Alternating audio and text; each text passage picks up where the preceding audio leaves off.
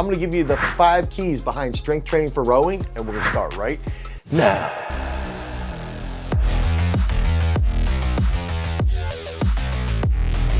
So when we're talking about rowing, the first thing we have to address is what are we actually speaking on? What sports specifically? We can think about whitewater kayaking, right? We can think about canoe. We can think about crew work. And so all of these different sports are events where there's a significant amount of rowing. Some of them, like canoe, are gonna be done where you're only rowing to one side. Some of them, like crew, will be where you're doing something bilaterally. And something like kayaking is where you're gonna be focusing a little bit more from side to side. And there's gonna be a lot more isometric work involved. So all of these sports have a very interesting degree behind them. There's a lot of technical skill involved. And that has to be addressed, is that the main focus in all of these sports is that skill is paramount. So when we're doing strength training, this strength training is literally a supplement to that skill that they're going to be developing in the water. It's all based around improving their technique so that they can execute that skill at a higher degree, at a more precise degree, that's also more explosive. So we're going to go into those top 5 things that you need to focus on if you're focusing on rowing, canoeing, kayaking, whatever it is in the water that requires an oar.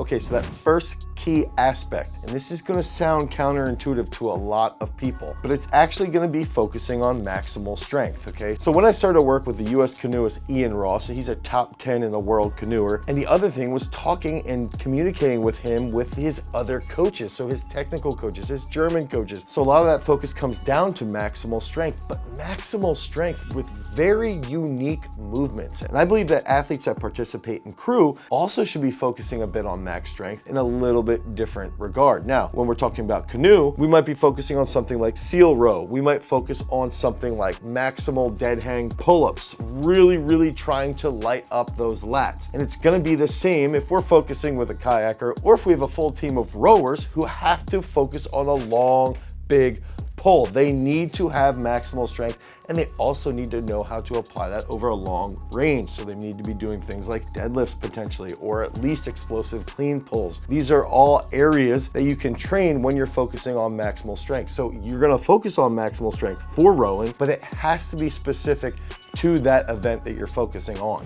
That second key concept is going to be unilateral contrast training. Okay, so a lot of athletes that are in the water have to be doing things unilaterally. Again, working with Ian, one of the things that we worked on right away was improving his step ups, improving his single leg squats, trying to make him more stable unilaterally. This is the same thing for kayakers. They have to be stable unilaterally. Now, if we can do some type of contrast training, so we try and push maximal weights with step ups or single leg squats, or even dumbbell presses to a certain degree, or dumbbell rows even with duff and rows. Now we can do that explosively after about 2 minutes of a rest period. So ideally, what we're gonna see is the athlete becomes more coordinated, they become more athletic, they can put out a high amount of intensity and force with maximal weight, and then they can rest 2 to 3 minutes, and their nervous system is potentiated so they can put out a ton of force with lower weight that makes them more explosive. And in turn, this helps their nervous system be more wired. It helps them recruit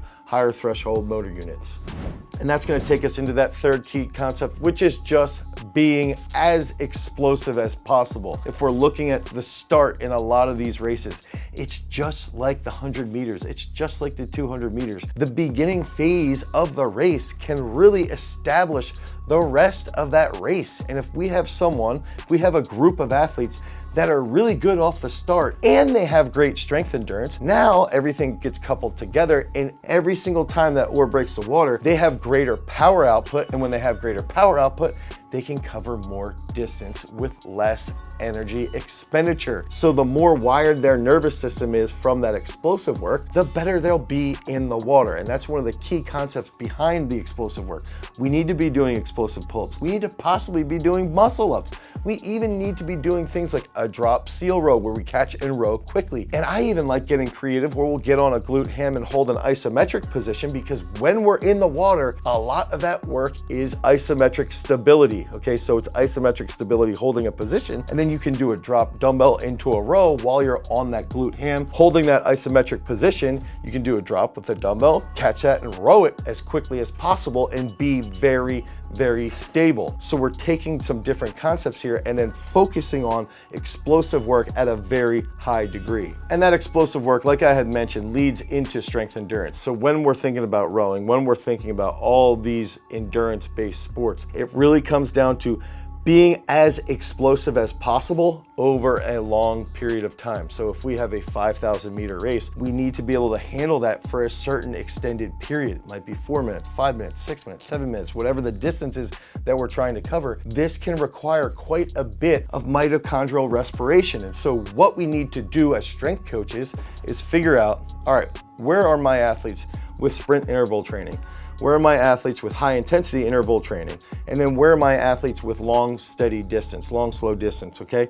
So if we can analyze our athletes, our rowers, all through those three areas, and then we can see where their weakness is, maybe they're really good for a long period of time, but they can't put out a large amount of force rapidly and recover very well. Well, then we should start to train a little bit more of sprint interval-based training, or maybe some high intensity interval-based work. We go 20 minutes here, 20 minutes there, every 2 to 3 days, and ideally we're gonna have rowers that can recover. So if we can see how explosive someone is, typically what ends up happening is someone who's extremely explosive, they might struggle with that LSD work. So we can bring in that LSD work while still catering towards their best part of their characteristic, which is their overall explosiveness. Now, someone who tends to be maybe less explosive, we're gonna focus on building that explosiveness, but they are very likely good at that LSD work. So then we need to change their training into more of the max strength work and more focus on sprint interval training or high intensity interval training. So it's taking that strength endurance and figuring out where is the athlete on that specific spectrum relative to whatever else they're doing in the weight room, like their pulling exercises, their max strength exercises, and their explosive work. And that's gonna take us directly into that last key concept. But before we dive into that, if you guys are struggling with your overall programming and you need some type of strength training template, click on the link down below and you can head over to peakstrength.app and pick up our specific app where you can dive through, answer all of the questions when you're getting onboarded and pick that specific program that you need for you to become a freak. Now, that fifth key factor is gonna be dynamic trunk control. If we have rowers, if we have canoers, when they're on the water, if they're flailing all over the place and they're getting super tired, now the boat's gonna veer on and off course, right? So what ends up happening is they're covering a greater distance than they otherwise would if they hold that straight line. It's the same thing even with kayakers. If they have great dynamic trunk control, if they have great stability and great posture in the boat, now that makes it a lot easier for them to turn and avoid obstacles or to get around obstacles. So dynamic trunk control work, working with the hydro weight that we provide at garagestrength.com, working with different things like Dane's fast abs, even doing simple things like a fast front squat that forces you to recruit a ton of motor units throughout your trunk, throughout your back, throughout your core. That's gonna lead to better improvement with that dynamic trunk control. With explosive work and strength endurance, we can even try and bring in other concepts like dynamic trunk control training to try and stimulate that trunk control endurance so that they can hold that consistent posture throughout the entire race. So all 5 of these concepts are absolutely imperative to training the best rower that you can possibly become.